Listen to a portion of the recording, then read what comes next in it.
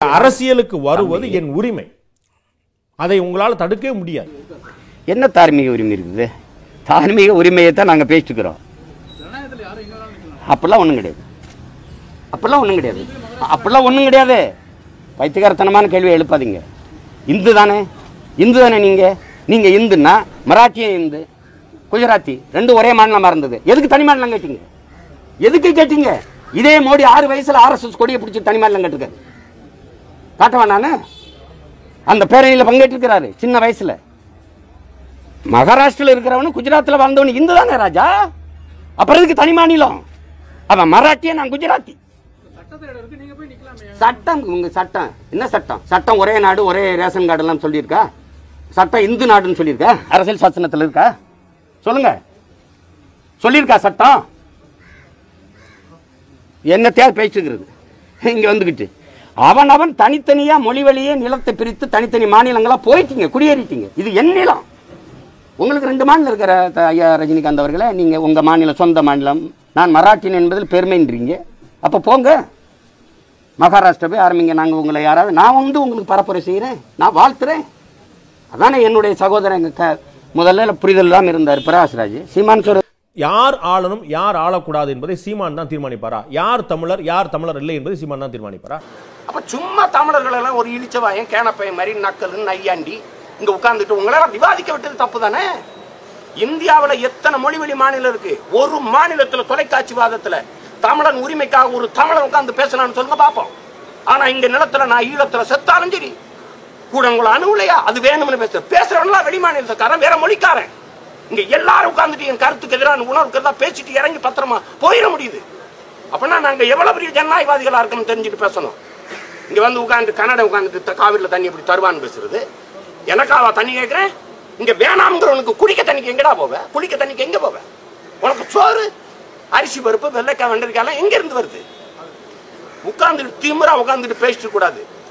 ஆளாளுக்கு பெரிய நீங்க தான் பெரிய அறிஞர்கள், பிறக்கும் போது 6-7 மூளையை வச்சு உங்களுக்கு படைச்ச மாதிரியும் நாங்கெல்லாம் களிமண் நம்ம வச்சிருக்கிற மாதிரி மண்டைக்குள்ள ஒழுங்கா இருக்கணும். சும்மா இங்க தேவையில்லாத வேலையெல்லாம் பேசிட்டு கூடாது. சும்மா அங்க வந்துட்டு பேசுறது. அவன் வந்து யோசிச்சு பாருங்க, மகாராஷ்டிரா பேசிட முடியுமா? இந்த கர்நாடகால ஒரு தமிழன் விவாதத்துக்கு கூப்பிட்டு உட்கார வச்சு பேசப்பட்டிருப்பானா? அங்க பேசிட முடியுமா? இதே பிஜேபி, இதே காங்கிரஸ் அங்க உட்கார்ந்து தேவையில்லாம நீங்க தமிழர்கள் மேல, அப்பாவி தமிழர்கள் மேல வன்முறை இது பண்றீங்க. அதான் வீரமான் கேட்டுவியா? அப்ப சீமான் வந்து ரஜினியை பார்த்து அஞ்சுகிறாரா? நான் போருக்கு தயாரா இருக்கிறேன்னு சொல்றவர் அஞ்சலையா? போருக்கு வந்துடாதீங்கன்னு சொல்றவர் அஞ்சுறாரு. விஜயகாந்த் எடுத்துக்கிட்டா அவர் ஒரு வீரர். இப்ப நாங்கெல்லாம் அம்மையார் ஜெயலலிதா, ஐயா கருணாநிதி அவர்கள் இருக்கிற போதே கட்சி தொடங்கி அவர்களை எதிர்த்து அரசியல் செய்தோம். அப்படிதான் ஐயா விஜயகாந்த் அவர்களும் செய்தாங்க. அந்த 2 பேரும் ஆளுமைகள் இல்லாத ஒரு வெற்றிடத்துல நான் வர்றேன், மாற்றத்தை தாரேன் சொல்லிட்டு அது நீங்க பாருங்க. அவர் வருவார், ஜனவரியில் கட்சி தொடங்குவார், பிப்ரவரியில் தேர்தல், மார்ச்சில் அவரை நம்ம முதலமைச்சர் ஆக்கணும். இது என்ன நீங்க ஆழ்ந்து என் நாட்டு மக்கள், என்ன சொந்தங்கள் சிந்திக்கணும். நம்மளை என்னவா அவர் மதிப்பிடுறார்? மொத்தமாவே ஒரு அறிவு கட்ட கூட்டம். இதுக்கு ஒன்னும் சிந்திக்கிற திறன் இல்லை, இதுக்கு சுய தெரிந்தனையே இல்லை, இது மானங்கட்ட ஒரு கூட்டம். நம்ம வந்தா அப்படியே ஒரு எல்லாம் நம்மளை உடனே முதலமைச்சனா இருக்கு. ஒரு அமெரிக்க மாப்பிள்ள, ஒரு இன்ஜினியர், டாக்டர்லாம் கிடையாது, ஸ்ட்ரைட் ஹீரோ தான் வந்தா. அந்த சுவர்கள்லாம் எழுதி போட்டிருப்பான், 60 நாளில் ஆங்கிலம் கற்பது எப்படி அப்படின்னு, 30 நாளில் முதலமைச்சராவது எப்படி அப்படிதான் ரஜினிகாந்த் நம்ம படிக்கணும் போல் இருக்கு. எளிமையான வாதம் பாருங்க. நீங்க வந்து யாரை வரக்கூடாதுன்னு சொல்றீங்களோ அவருக்கு இருக்கக்கூடிய வரவேற்பும், கடுமையா எதிர்க்கக்கூடிய உங்களுக்கு இருக்கக்கூடிய வரவேற்பு எப்படி இருக்கு? நீங்கள் வந்து சுத்தமான தமிழ் இனம் பேசுறீங்க, சுத்தமான தமிழர்களுக்காக பேசுறீங்க. ஆனா உங்களுக்கான அரசியல் ஏற்பு எப்படி இருக்கு அதான பார்க்கணும். நம்ம இந்த மக்கள் இப்படிப்பட்ட சிந்தனை கொண்டவர்களா இருந்தாங்கன்னா நீங்க சொல்ற வாதத்தை எல்லாருமே வைப்பாங்க. நீங்க தான் ரஜினி ஒரு நாள் 2 நாள் பேசாம விடுங்க, யாராவது பேசுறாங்களா? நான் நாடெங்கிலும் பயணம் பண்ணிருக்கேன், தெருவா சுத்திருக்கேன். எந்த மக்களிடத்திலையும் ரஜினிகாந்த் வந்ததாப்பா நம்ம இதெல்லாம் சரி பண்ணுவோம் ஒருத்தரும் நினைக்கல, ஒருத்தரும் கேட்கல. தேவையில்லாம உங்களுக்கு தரவரிசையை கூட்டிக்கணுங்கிறதுக்காக ரஜினி. நான் தொலைக்காட்சி பார்க்கறதே நிறுத்திட்டேன். பல குடும்பங்கள்ல நிறைய பேர் ஐயோ அண்ணே தாங்க முடியல இவங்க டார்ச்சர்ன்றான். இப்படியா பண்ணுவீங்க? சரி என்னதான் செஞ்சுட்டாரு சொல்லுங்க. ஒரு இடத்தில் ரஜினிகாந்தின் தேவை இருக்குதுங்க, இந்த இடத்துல இருக்குதுங்க. இந்த பிரச்சனைக்கு அவர் தாங்க தீர்வு காண முடியும். ஒரு பிரச்சனை, என் மொழி இறந்துட்டது, என்னுடைய வேளாண்மை செத்து போயிட்டது, என்னுடைய வளங்கள்லாம் களவு போயிடுச்சு. சரி, அவர் வந்தாருன்னா அணு உலையை மூடுவாரா இல்லை திறப்பாரா? நான் சொல்றேன், கடலில் இருந்து கடல் அலையில் மின்சாரம் தயாரிக்கிற முறை கொண்டு வந்துட்டு இதை மூடிடுவோம்ன்றோம். சரி, நாங்கள் சொல்றோம் கல்வியை உலகத்தரத்துக்கு கொண்டு போவோங்கிறோம், மருத்துவத்தை கொண்டு போவோம். முதலமைச்சரோ அமைச்சரோ பாராளுமன்ற உறுப்பினரோ சட்டமன்ற உறுப்பினரோ அல்ல அரசு அதிகாரிகளோ அரசு அலுவலர் எவருடைய பிள்ளையும் அரசு பள்ளியில் தான் படிக்கணும்னு சட்டம் இயற்றிடுவோம். அரசு மருத்துவமனையில் தான் படுத்து மருத்துவம் செய்யணும்னு சட்டம் இயற்றிடுவோம். தரத்தை கூட்டிடுவோன்றோம். அப்படி ஏதாவது ஒரு மாற்றம் ஒன்று இருக்கா? நான் என்ன சொல்றேன், என்ன இந்த மாற்றத்தை இவ்வளவு பெரிய ஆளு நீங்க அகில உலக நட்சத்திரம், அகில உலக சூப்பர் ஸ்டார், உங்களுக்கு தான் இன்டர்நேஷனல் மார்க்கெட் இருக்குது, அகில இந்திய நீங்க நட்சத்திரம், ஒரு மாநிலத்தில் இவ்வளவு பெரிய ஆளுமே ஒரு மாநிலத்தில் ஒரு ஓரத்தில் எதுக்கு மாற்றத்தை கொண்டு வரணும்? இந்தியா முழுமைக்கு மாற்றத்தை கொண்டு வந்துருவோம். பேசாம நீங்க பிரதமர் ஆயிருங்க. என்ன சிரிக்கிறீங்க? உண்மையிலேயே சொல்றேன். நீங்க சொன்ன நெடுஞ்செழியன் இருந்தபோது, நீங்க சொன்ன பன்னீர்செல்வம் இருந்தபோது, நீங்க சொன்ன எடப்பாடி பழனிசாமி இருந்தபோது இதுக்கு மாற்று தீர்வு கிடையாது. இது வந்து திருப்பி அதே வழியில தான் போகணும். ஏற்கனவே நம்ம என்ன வழி போயிருக்கோம் அந்த வழியில தான் போகணும். நீங்க அதே மாதிரி நாளைக்கு நீங்க சீமான் முதலமைச்சர் அதே வழியில தான் போய் ஆகணும். சீமான் போய் தனியா என்ன செய்ய போறாருன்னு கேக்குறேன். இளைஞரோட போர் தொடுக்க போறாருன்னு கேக்குறேன். வெரி ஃபைன் மார்னிங், ஒரு அதிகாலை 3:30 3:30க்கு கதவை திறந்துருவேன், எல்லாரும் வெளியிட்டு. 10 ஆண்டுகளுக்கு மேலே தண்டனை பெற்ற எல்லாரும் விடுதலை. அதிகாலையில் வீட்டில் போய் படுத்துட்டு ஜிம்மதியா இருந்துருவேன்.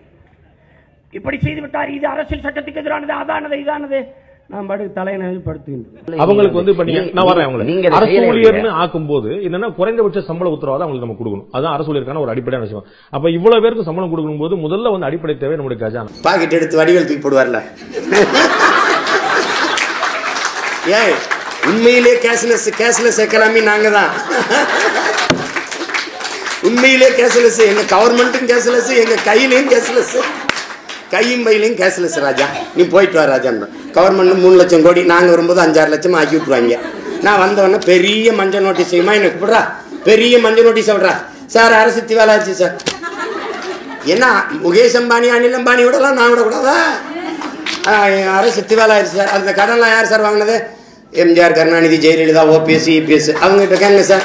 சார் அவங்க அடக்கம் பண்ண இடத்த வேணா காட்டுவா சார். அவங்க சார் அவங்க வாரிசுகள்லாம் இருக்கு சார். அவங்க நான் வேணா உங்களுக்கு வசூலிச்சு கொடுக்க வேணா கூட போலீஸ் அனுப்புறேன் சார். ஆனால் எங்களை விட்டுருங்க சார். ஆனால் ராஜா இன்னையிலிருந்து வாங்குற காசுக்கு நான் பொறுப்பு சார். எவ்வளோ சார்? 1 லட்சம் கோடி கடன் விடுங்க சார், அதுக்கு நானே கடனை கட்டிடுறேன் சார். ஆனால் இதெல்லாம் அவங்ககிட்ட வாங்கிக்கிறது சார். அது வாங்கி வக்கனையாக தின்ட்டு போயிட்டு இருப்பேன். அந்த 2000 1000லாம் கொடுத்துட்டு போயிருப்பேன். அதுக்கு நானா கட்டுறது? உங்களுடைய கூட்டங்கள்ல பின்னாடியோ இல்லாட்டி உங்களுடைய வரைவு அறிக்கையிலையோ ஏன் பெரியார் படம் எங்கேயுமே காணும்? நாம் தமிழர் கட்சி என்பது பெரியாரை எதிர்க்க தொடங்கப்பட்டது இல்ல. நாம் தமிழர் கட்சி என்பது எந்த இனத்திற்கும் எந்த கட்சிக்கும் எதிராக அல்ல, எந்த இனத்தையும் பகைக்க அல்ல, தமிழ் தேசிய இனத்தின் பகையை வெல்ல. அதுக்குதான் இந்த கட்சி ஆரம்பிக்கப்பட்டிருக்கு. நீ பெரியாரை திட்டுறதுதான் நாம் தமிழர் கட்சியின் கொள்கை நினைச்சுக்கிட்டு இருந்தீங்கன்னா அது உன்னுடைய மடத்தனம். நாம் தமிழர் கட்சி பெரியாரை எதிரியா பார்க்கல, அதே நேரம் தமிழ் தேசிய இனத்தின் தலைவராக ஏற்கல. இவ்வளவுதான் நமக்கு. நீங்க உங்களுடைய அடையாளங்களா சொல்லக்கூடிய ஆட்கள்ல பூரா பார்க்கும்போது ஒரு சர்ப்ரைஸா வந்து ஐயா வீரப்பனாருக்கு நினைவு மண்டபம் கட்டப்படுன்னு சொன்னாங்க. வீரப்பன் எப்ப வீரப்பனார் மாறினாரு? அவருக்கு நினைவு மண்டபம் எழுப்புறதுக்கு அவர் என்ன தமிழ் தேசியத்துக்கு என்ன செஞ்சார்? இவன் காட்ட முயற்சிக்கிறது பாருங்க. வீரப்பன் எப்படி காட்டுவான் தெரியுமா? வீரப்பன் இன்னும் இந்த கூட்டம் வீரப்பன் என்ன நினைச்சுக்கிட்டு தெரியுமில? திருடரு, கொலகாரு. வீரப்பனே திருடன் கொலகாரன்னா கருணாநிதி ஜெயலலிதா என்ன பேர் வைப்ப?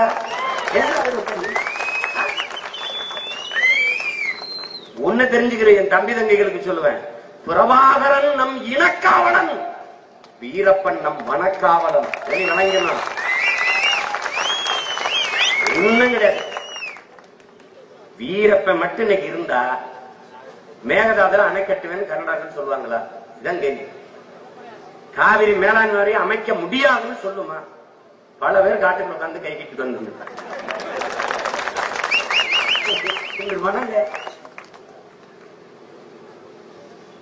6000 சதுர கிலோமீட்டர்ல ஒரு மரத்தை கூட வெட்ட முடியல. அவர் இருக்கும்போது